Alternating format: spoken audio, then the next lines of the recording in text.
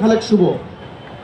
এবং অনুষ্ঠানে প্রধান অতিথি হিসেবে উপস্থিত রয়েছেন মানিকগঞ্জ জেলা বিএনপির সংগ্রামী সভাপতি, মানিকগঞ্জ জেলাবাসীর অভিভাবক, আমার প্রাণপ্রিয় নেত্রী আফরোজা খান রীতা আপা। আরও উপস্থিত রয়েছেন বিশেষ অতিথি হিসেবে মানিকগঞ্জ জেলা বিএনপির সাধারণ সম্পাদক এস এ কবির জিন্না ভাই।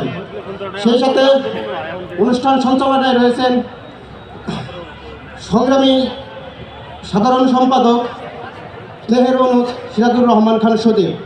আরও উপস্থিত রয়েছেন মঞ্চে উপবিষ্ট মানিকগঞ্জস্থ কেন্দ্রীয় নেতা এবং বিএনপির সিনিয়র নেতৃবৃন্দ, যুবদল, স্বেচ্ছাসেবক দল এবং সাবেক এবং বর্তমান ছাত্র দলের সকল নেতাকর্মী, সকলকে আমার অন্তরস্থল থেকে ছাত্র দলের ৪৬তম প্রতিষ্ঠা বার্ষিকীর শুভেচ্ছা ও ধন্যবাদ।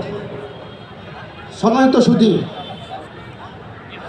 আজ থেকে ঠিক ৪৬ বছর আগে বাংলাদেশের প্রথম রাষ্ট্রপতি, স্বাধীনতার ঘোষক জিয়াউর রহমান ছাত্রদল নামক একটা বীজ বপন করেছিলেন। এই ৪৬ বছর বয়সে সেই ছাত্রদলের ডালাপালা গজিয়েছে, আজ একটা বড় বৃক্ষে, বৃহৎ বৃক্ষে পরিণত হয়েছে। বৃক্ষটা এত বড়ই হয়েছে সমগ্র বাংলাদেশ সেই বৃক্ষের ছায়াতলে আছে। সেটা ৬৪টা জেলার প্রত্যেকটা থানা, প্রত্যেকটা ইউনিয়ন, প্রত্যেকটা ওয়ার্ড, প্রত্যেকটা গ্রাম এই ছাত্রদলের ছায়াতলে রয়েছে। বৃক্ষ